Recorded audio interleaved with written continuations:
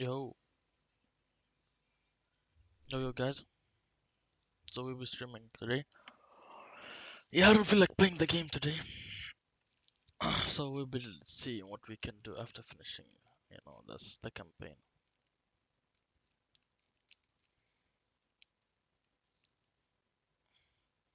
Go for PC tips, let's see. The amazing God of War 2018 is now available on PC, which means I have another excuse to talk about one of my favorite games of all time again. There are a lot of things to do and discover in this game, so in this video we will give you tips on which activities to complete, what mechanics and rewards you should pay attention to, and how to get some of the best gear in the game. So whether you're just here for a refresher or if you're jumping in for the first time, I hope you'll learn something new from this video, and with that out of the way, let's go. And it might seem like an obvious first tip, but I definitely recommend following the story before you try and explore the whole map. Not only is the story filled with amazing moments and boss fights, but you will unlock a lot of useful items through story progression, and some will allow you to solve puzzles or open pathways that you previously couldn't. So if you're busy exploring and feel like you're stuck on a puzzle, there's a high chance that's because you don't have the item you need to complete it yet. Plus, the story will unlock a lot of locations for you to explore as well. Your adventures with Kratos and Atreus will take you to other realms than Midgard, and the ability to travel between realms is also tied to story progression. Plus, some specific realms also unlock after events in the story, so once again there are rewards in the game that require you to reach a certain point in the story to access them. But it's not just new locations and items to discover, you will also find the upgrade material for your main weapon, the Leviathan axe, at some points during the story. Not only does upgrading your axe give you extra damage, it also unlocks the next tier in your skill tree, giving you access to new combos and abilities, like a secondary stance which makes the axe much stronger against groups of enemies. You unlock skills with experience which you gain from combat or by completing quests. Now, even though focusing on the main story path will get you lots of useful items, it's still smart to explore the areas you visit for extra chests you might otherwise miss. And you can tell by the type of chest what kind of reward will be in it. As a general rule of thumb, the fancier the chest looks, the better the reward. Wooden chests will mostly contain hack silver, your main currency, whereas stone chests will contain upgrade materials, and ornate chests reward things like armor or a new runic attack, which are the special attacks you can slot on your weapons. And by the way, if you like the video So so we're going far, to would do it be every awesome single if you could thing. leave a like, as it really helps the channel So then out, when we and finish subscribe if you this, don't want to miss our next so when video. we Now let's get back play to what's Lucy, called, because there is one shut up for a moment. Sorry, it was called. So we try to know what to do so we get everything before going to plus the game plus. This way we can double. We can begin with very overpowered, which is good, since even though we're playing on easy, so it doesn't really matter. But it's good, so we can solve everything, and then in the future we can remember them in the next playthroughs. other type of chest that requires a bit more effort to open, but that is certainly worth Oh, your time. excuse me. These special Nornir chests all require you to solve a puzzle to open them, but they will contain either an Apple of Eden or a horn of blood meat. Collecting 3 apples will upgrade your maximum health, and collecting 3 horns will upgrade your maximum That's the range, most important so thing. definitely something to look out for. For these puzzles, the solution is mostly linked to the runes on the actual chest itself, so see if you can find similar runes or something that activates them in the environment, and check what you can do with them. And when in doubt, throwing your axe is always a safe bet. And if you want to be as strong as possible during your journey through the Norse realms, it's always smart to check in with the dwarves Brock and Sindri when you come across them. They will serve as your vendors for the game, and at given points in the story, which is usually when you reach a new location, they will upgrade their inventory with better armors and other gear for you to buy. They also offer upgrades and armors for Atreus, or as Kratos likes to call him, boy, which are very useful and should not be overlooked. Another useful thing the dwarves will sell you after a bit of story progression are resurrection stones, which can be a literal lifesaver during a difficult encounter. Yeah. Having one of these in your I know. inventory means you can call I know for what you mean. Atreus as your health hits 0, so he can come running in and revive you. You can only carry one of these at a time, and it gets consumed if you use it to revive, but having one really can come in clutch if you just need to get in a few more hits on a boss, or if you are close to completing a difficult encounter. And speaking of difficult encounters, if you like to challenge yourself, then there are a lot of activities in this game that will not only give you a satisfying challenge, but also some great rewards. First of all, there are 2 optional realms, Muspelheim and Niflheim, which you need to unlock by finding the special chest with a mask floating in front of them that contain language ciphers. Collecting 4 of a kind will open up travel to the corresponding realm.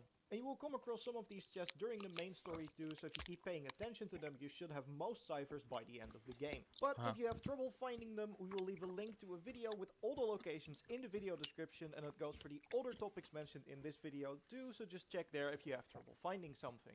And then it's really up to you which realm you want to tackle first, as both of them have some rewards that are very much worth chasing. Muspelheim is basically a gauntlet of combat challenges where completing a challenge lets you climb further up the mountain to reach a final boss. And don't worry, progress doesn't reset, so if you complete the first challenge, you can always start at the second one. Each challenge offers a different objective. Some are very straightforward, like killing 100 enemies, and others require a bit more effort, like killing enemies without getting hit yourself. And these challenges will also reward you with some unique materials that will allow you to craft new, very powerful Muspel-themed armor set with some appropriately fiery buffs and even some very powerful runic attacks. Niflheim, on the other hand, offers up a completely different challenge. In this realm, you will enter a maze-like gauntlet of traps and enemies to collect a resource known as Mist Echoes. The fog in this realm is deadly if you expose yourself for too long, however, so you are on a timer while navigating this maze, and if you die, you will lose all of your Mist Echoes. So I'd recommend, especially if you're entering for the first time, that it's better to run back to safety with a small amount than to die while trying to collect more of these Mist Echoes. And this material is then used to buy one of the 3 Nifl-themed armor sets, which are very powerful and also improve your resistance to the cursed mist so you can stay out longer.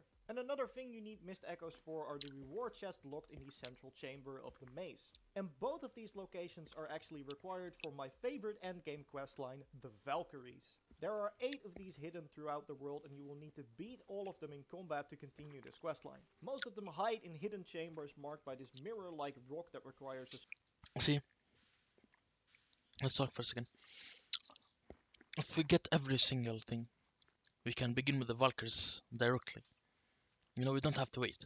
We can finish the entire Valkyries directly as fast as possible later on. But one of them can actually be found at the top of the mountain in Muspelheim, and one is hidden within the Niflheim maze. Defeating all of them will allow you to unlock a final boss fight, which is really challenging, arguably the hardest one in the game, but this questline gives you a ton of rewards, including a great armor set and a pommel for your axe. So if you're up for a bit of a challenge, I highly recommend going after these after finishing the story. That final fight is so good.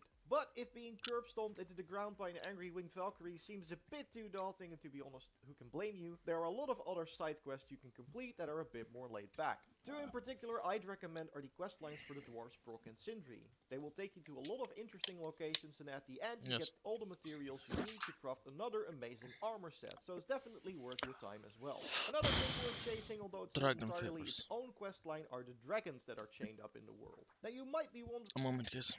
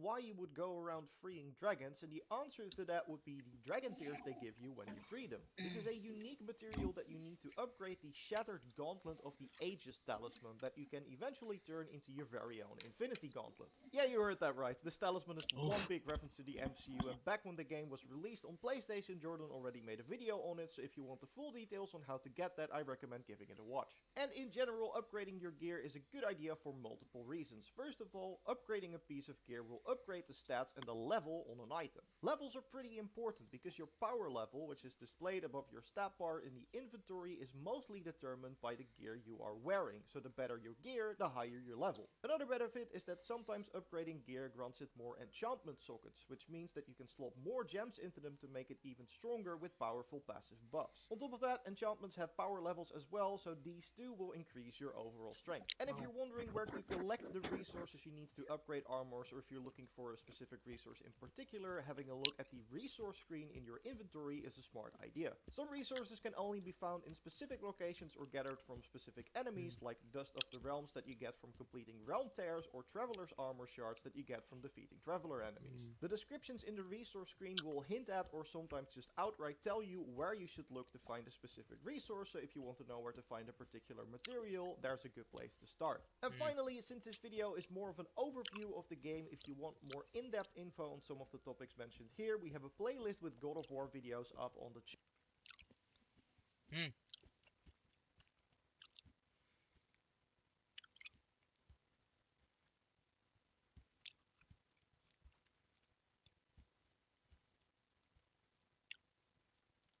Huh.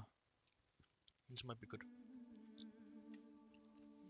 Way with this God of War structure and progression from past games. Now you can explore an open-ended environment, earn XP to unlock abilities from a skill tree, and even earn armor sets that improve your stats.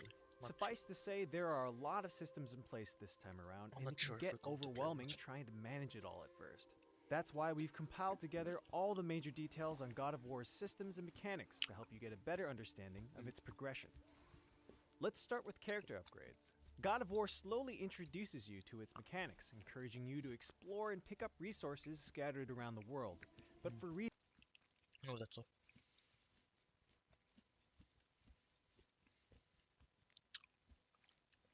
Best game before Game Plus.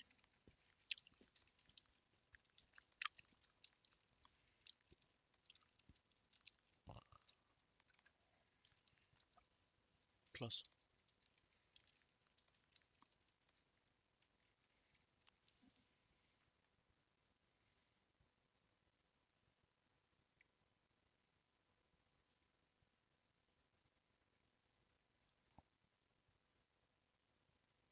How to prepare.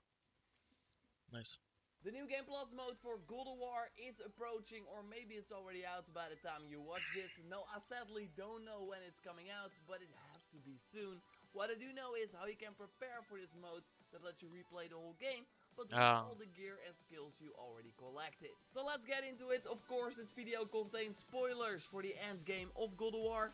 Yes, you're still here. Okay then, if you enjoyed that, then a like would be super appreciated, and let's go. In the official blog post that got up a few minutes after the New Game Plus announcement at E3, it was noted that New Game Plus won't be a sunny stroll through Midgar, and that the difficulty will be harder than a regular normal playthrough. Obviously, the fact that you have an upgraded Leviathan Axe at the start with the best armor sets and all the skills unlocked as well will totally help you feel more powerful, but I think that we can say that the enemies will likely have some extra strength as well, so that's why it's handy to prepare yourself for when this mode gets released. Of course, there are some obvious things like finish the main game, upgrade both the Leviathan Axe and the Blades of Chaos to the final level. I made a video on how to do that. If you haven't already, I put a link in the description down below so you can check it out if you want. Get all the skills, of course, as well. Upgrade all your runic attacks. But there are also some things that you might have overlooked, like fully upgrading the quiver from Atreus so you can shoot 4 arrows with a square button. I think that will totally help you when replaying the game. Shocking the enemies faster or weakening them with your blue arrows. For the New Game Plus mode, you want to be the best you can, so I totally recommend that you get to level 9 by fully upgrading your favorite armor set. And I say favorite because I don't really think there's like one best loadout in particular. It kind of depends on the situation as well. I, for example, rock Ivaldi's Pauldron of Deadly Mist as the chest, also the Gauntlets of the Deadly Mist, and then the Waist Guard of the Valkyrie for a very balanced strength defense build with also a ton of damage. Wait, what did he say? From the runic attacks. Thanks rock Ivaldi's Pauldron of Deadly Mist as Ivaldi's Pauldron of Deadly Mist, okay.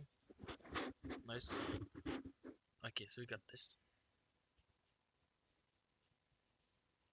Cool. The chest, also the Gauntlets of the Deadly Mist, and then the Waist Guard of the... Okay, so how do we get the Waist Guard of the Valkyrie? Okay. How?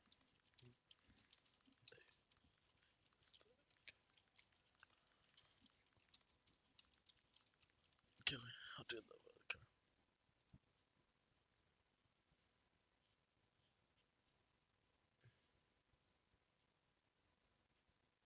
Idlir.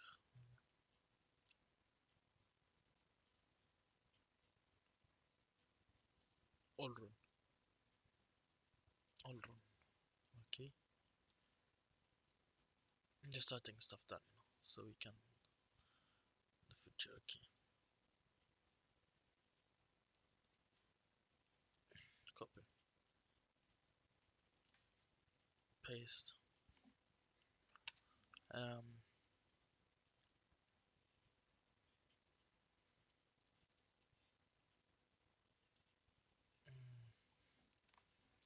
How to get what? The Valk as the chest. Unless pardon of the limit.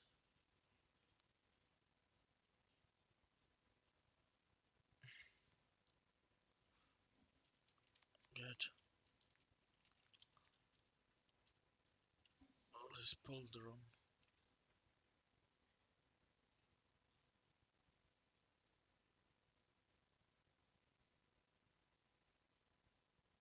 Nifla.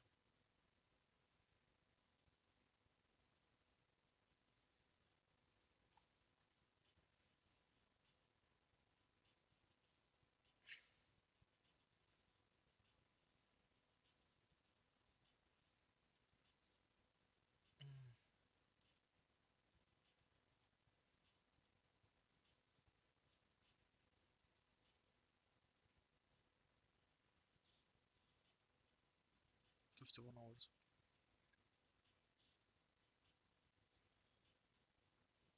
Video game film. Also the gauntlets of the Deadly Mist, and then the Waist Guard of the Valkyrie for a very balanced strength defense build with also a ton of damage from the runic attacks thanks to the nice amount of runic. And you likely know the power of the Waist Guard of the Valkyrie that gives you a high chance to get the Blessing of the Runic when you do a runic attack, and that Blessing of the Runic increases the runic power. Upgrading them all to level 8 and also having the Shattered Gauntlet of Ages with 3 high level gems was enough for me to get to level 9. This is totally my favorite armor set. I can do every activity with it without a Okay, so we sweat. need to get the gauntlet, the Infinity Gauntlet from the end game. Infinity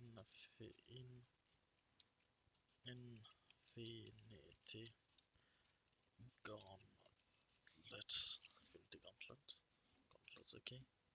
I also used it to kill the Valkyrie Queen. And yeah, it was still a freaking pain, but in the end it was totally worth it. And I think that it's totally something you want to do before the New Game Plus mode if you haven't done it already. Not only because you learn some extra things about the story from God of War, but of course you get some nice loot as well, like this axe pommel that increases the power of your axe throw and recall, might come in handy against the tougher enemies in the New Game Plus mode. No, but also because you can sell the helmet from Sigrun for 100,000 gold, and that will very likely come in handy in the New Game Plus mode. Armor in God of War requires Hacksilver to craft, so it's totally possible that just like in Horizon Zero Dawn, Sony Santa Monica adds new gear for us to collect in the New Game Plus mode, and even if they are just better versions of the gear pieces that are already in the game, you still want to get those. So already having some Hacksilver before you start the New Game Plus mode will totally come in handy to give you a head start. So yes, the Valkyrie Queen will help with a money problem, but otherwise just do some Niflheim runs as well. The Valkyrie is already in the So game. wait, what? Evolved and then the Waist Guard of the Valkyrie for a Valkyrie that blood having the war done if they are those handy to give you a head start. So yes, the Valkyrie Queen will help with a money problem, but otherwise just do some Niflheim runs as well, so you get a lot of Hacksilver in no time. Because again, I totally think it will come in handy, even if it's only for the resurrection stones during your travels. If you followed the channel for a while, then you know that I covered the Horizon Zero Dawn New Game Plus mode as well. And there it was really handy to have a lot of money before you started this new mode, because they also insanely increased the prices for the new armor sets on the new ultra hard difficulty. So all these new armor sets in the New Game Plus mode look the same, but they all had an extra mod slot, so you totally wanted to get them again. And I can totally see God of War do something like that as well, that maybe you got the same base stats, but then they got an extra gem slot, so it will still be worth it to get. Having some nice gems is of course also great. Make sure you got the good ones to make the Shattered Gauntlet of Ages Talisman do the special ability, That will totally help you a lot. You're likely familiar with this, but if you are not, there's a link to that video in the description down below. I also recommend you get some of the best runic attacks that require some endgame grinding. For example, the Bitter Scroll runic summon that you can find over here on the map in the Light Elf outpost. It will give you a lot of health orbs or rage orbs depending on the arrows of your sun. So if you have the blue arrows active, you will get the health orbs, and the yellow arrows will give you the rage orbs. I kind of switch between the Skrull and the Murder of Crows myself. The Murder of Crows like stuns a group of enemies so you can deal a ton of damage. That would only be good to get as well if you don't have that already. Again, a video in the description down below. Meteor Slam is a great example of a runic summon that you kind of need to grind for. It's a very good AoE attack that deals a lot of damage for a short period of time and can totally come in handy during the New Game Plus run. Unlocking it requires some Muspelheim runs, but again, I think it's totally worth it. Although I don't think you can use it at the beginning of the New Game Plus mode, because I'm not sure if you will already have the Blades of Chaos. Likely not. The blog post notes that you will not have all the items to open doors, for example, and the screenshots we got from the New Game Plus mode do not include the Blades of Chaos as well. So we will likely get them when you reach that point in the story. And that is also interesting for the Skrull summon, because Atreus will likely get the blue and yellow arrows also later during the playthrough. So what will that mean? Like, what will that summon dig up then? What I also thought of was that the lack of the Blades of Chaos at the beginning will likely mean that the Talisman of the Unbound Potential will be a really strong choice, because it resets the cooldown of your runic abilities. And if you can't switch weapons and use the other runic attacks in the meantime, it might be handy to be able to reset the cooldowns of the axe abilities instead.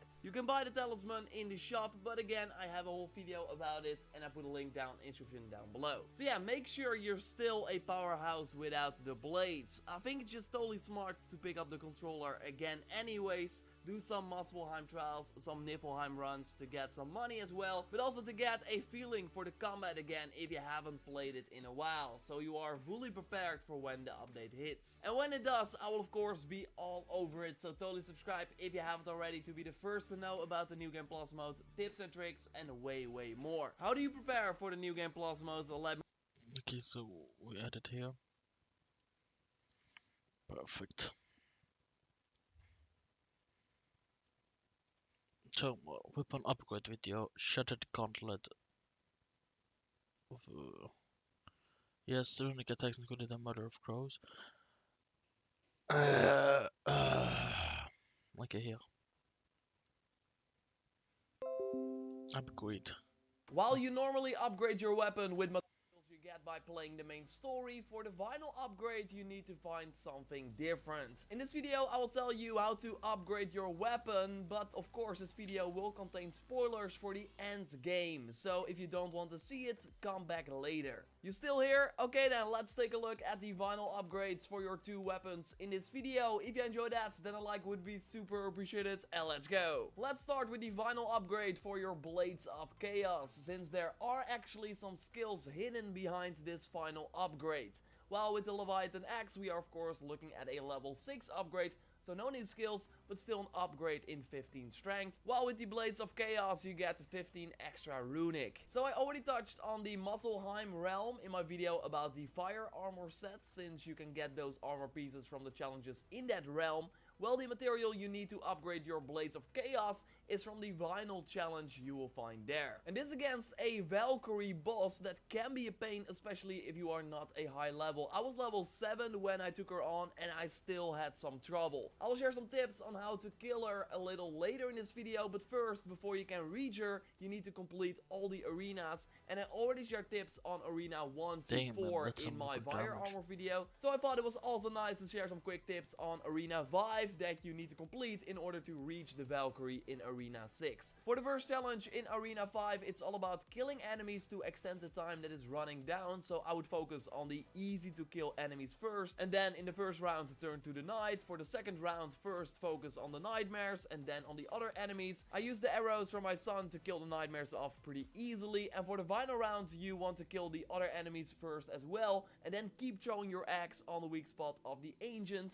and you should kill it off pretty easily. The final challenge can be tricky. Here you can't be hit, so I threw my axe a lot at the incoming enemies and also used the shock arrows from Atreus to stun them. In the second round there will be ranged enemies. Again, use the arrows from your son and also the axe to kill them off pretty easily. Stand against the wall so no enemies are in the back shooting projectiles at you while you hold your shield up, and then for the final round, again throw your axe a lot of times, use the stun from your son, and you should be fine. Getting into the rage mode will of course also help during this challenge. And then you're at the final challenge, Gondol. So like I said, I was level 7 when I reached this challenge. Actually had the mist armor equipped for this fight. I got a video up on this.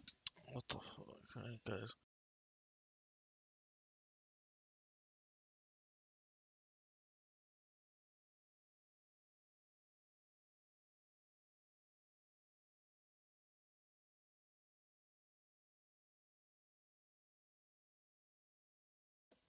Alright, guys. Okay, we'll continue this later on today. This is like to on Saturday. We shall do everything in here. We begin with this. No, we begin with the Shatter Runic attack. And then here. I think I have this Murder Crows. Background music, not important, okay. Alright, guys. Okay, have a nice day, boy. Man. Yeah, man, it's very short. And I don't feel like I can stream today.